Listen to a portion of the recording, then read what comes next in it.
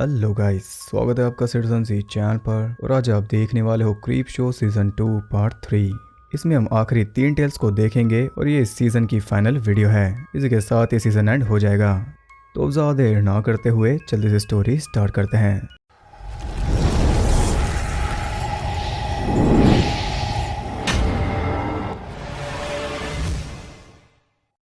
Seven tell का नाम है पाइप स्क्रीम्स।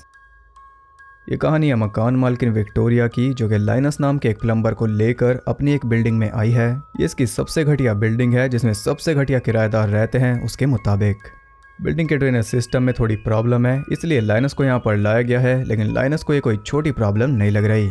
जगह जगह पाइप्स लीक हैं और बिल्डिंग के ज्यादातर कमरों में होल्स भी। लेकिन मेन प्रॉब्लम यह है कि बिल्डिंग में लेड पाइप्स हैं, जो कि बच्चों के लिए बहुत ज्यादा डेंजरस है। इन्हें रिपेयर नहीं कर सकते, इन्हें चेंज करवाना ही इकलौता ऑप्शन है।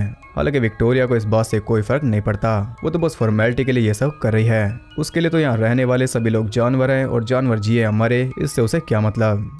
अब लाइनस उसकी कंप्लेंट करना चाहता है, लेकिन वो नहीं कर सकता क्योंकि उसके काम को पहले ही काफी नेगेटिव रिव्यूज मिल चुके हैं। इसलिए अब वो और ज्यादा अफोर्ड नहीं कर सकता। इसके भाई की वजह से इसका बिजनेस ऑलमोस्ट डूबने वाला है, और इसका भाई तो अब नहीं रहा, इसलिए खुद ही से ही सब कुछ ठीक करना होगा।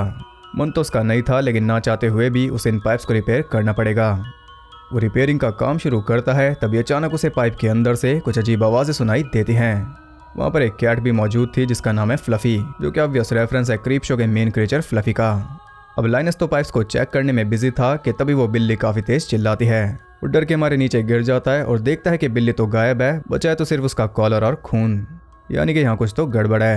इन पाइप्स में कुछ तो ऐसा है जिसने एक ही झटके में उस बिल्ली को खा लिया।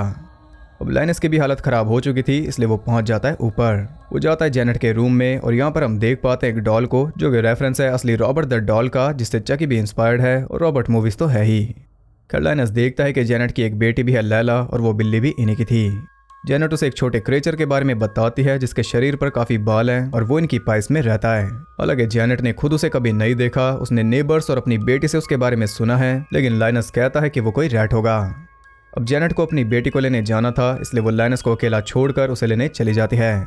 लाइनस चेकिंग कर ही रहा था कि तभी एक पाइप से निकलकर वो क्रिएचर उसका हाथ जकड़ लेता है, और यहाँ साबित हो गया कि वो कोई चूहा नहीं है। वो एक चिपचिपा स्लैम जैसा क्रिएचर है, जो कि छुटाई से भी नहीं छूट रहा, बल्कि वो तो लाइनस की खाल को खा रहा है।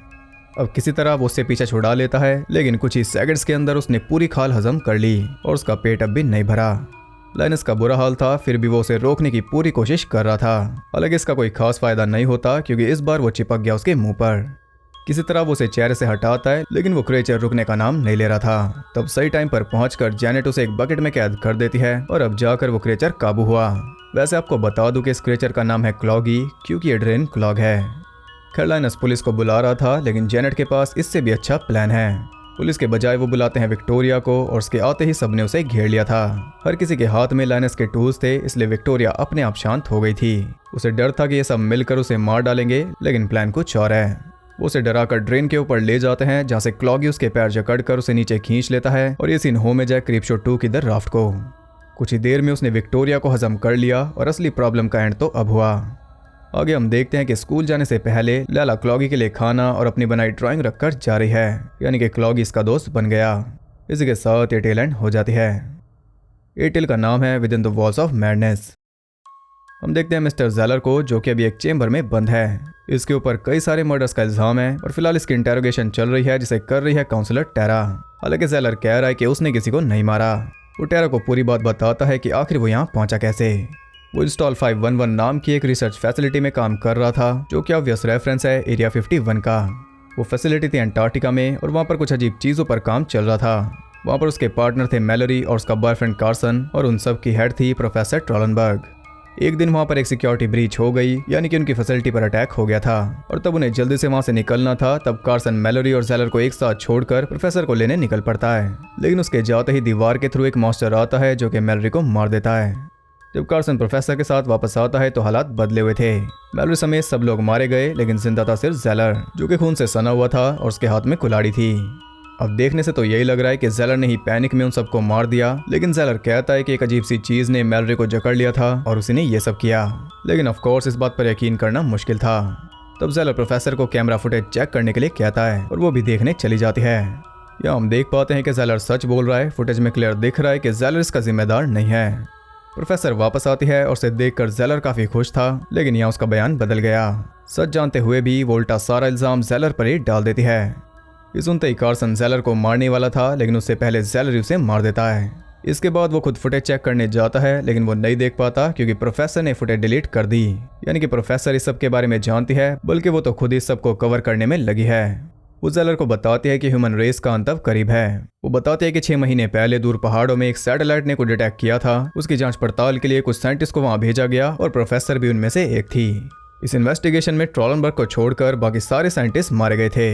ट्रॉलनबर्ग को वहां एक हड्डियों से बना ढांचा मिला था, जो कि काइंड ऑफ एक रिमोट है जिसमें एयर ब्लो करने पर एक पोर्टल क्रिएट हो जाता है और वो क्रिएचर वहां आ जाते हैं जिन्हें वो कैरी है दी ओल्ड वंस, यानी कि जो हमसे भी पुराने गॉड लाइक क्रिएचर्स हैं और वो दोबारा इस धरती पर राज करना चाहते हैं। अब जेलर इस बात को नहीं मानता, इसलिए प्रोफेसर उसमें एयर ब्लॉक कर देती है और ऐसा करते ही वहाँ लाइट्स फ्लिकर होने लग जाती हैं, जिसे देखकर जेलर काफी डर गया था। वो प्रोफेसर को इसे रोकने के लिए कहता है, लेकिन वो नहीं मानती।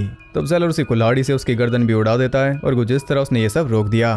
लेकिन तभी वो पकड़ा गया और कुछ इस तरह वो यहाँ पर पहुंचा। ये थी पूरी कहानी। अब टेरा को जेलर पर बिल्कुल भी यकीन नहीं होता। वो चुपचाप वहां से चली जाती है। उसे वैसे भी अपनी बुक के लिए काफी कंटेंट मिल गया। खैर अब फाइनली दिन आ चुका था जेलर के मरने का। सभी मर्डर्स के लिए वो दोषी पाया गया, इसलिए अब वो मरने वाला है। लेकिन इससे पहले उसकी आखिरी विश पूरी करना बाकी है, और विश यही है कि वो उसी रिमोट में एयर ब्लो करना चाहता है। रिमोट उसे मिल गया और एयर ब्लो करते ही पोर्टल भी खुल गया। वो क्रिएचर सचमुच वहां पर आ जाता है। यहाँ पर आप साफ साफ देख सकते हो कि ये द ओल्ड वन ही है। वो बिल्कुल ऑक्टोपस जैसा दिख रहा था और एक एक करके वो सबको मार देता है और कुछ इस तरह ये टेल एंड हो जाती है। नाइनटेल का नाम है night of the living late show. ये कहानियां साइमन और रेने की, जिनकी शादी को 1 साल हो चुका है। साइमन एक इन्वेंटर है जो कि अजीबोगरीब चीजें इन्वेंट करता है और उसके इन्वेंशंस को फंड करती है रेने। यही वजह है कि रेने के डैड को इनका ये रिश्ता मंजूर नहीं है। वो मानते हैं कि साइमन बस रेने के पैसों का फायदा उठा रहा है अपने इन बेतुके आविष्कारों को अंजाम देने के लिए। जैसे ही पैसे खत्म होंगे वो रेने को अकेला छोड़कर गायब हो जाएगा, और कहीं ना कहीं रेने को भी इस बात का डर है क्योंकि इनकी मैरिड लाइफ ठीक नहीं चल रही। अब साइमन ने फिर से एक आविष्कार किया है और इस बार वो काफी ज्यादा खुश है। वो रेने को इन्वेंशन दिखाता है और ये देखने में एक मॉडर्न कॉफिन जैसा लग रहा है, लेकिन ये है नहीं।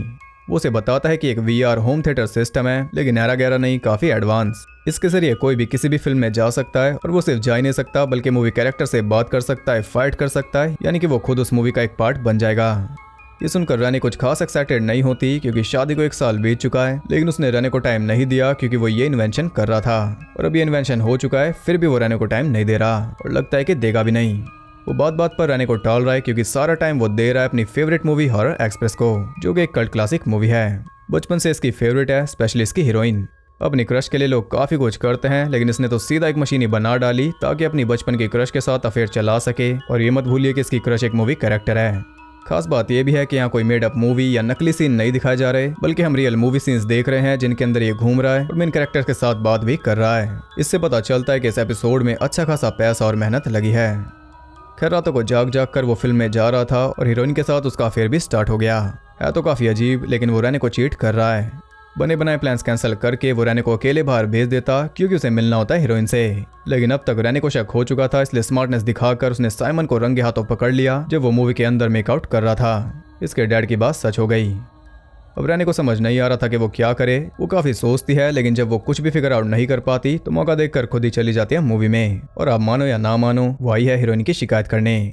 लेकिन उसका एक्सपीरियंस ज्यादा अच्छा नहीं रहता क्योंकि उसकी मुलाकात हो जाती है मूवी के मेन मास्टर से। और इसके बारे में आपको थोड़ा बता दूं, ये अपनी आंखों से ही सामने वाले को बेजान बना देता है और यही इस वक्त रेने के साथ हो रहा है।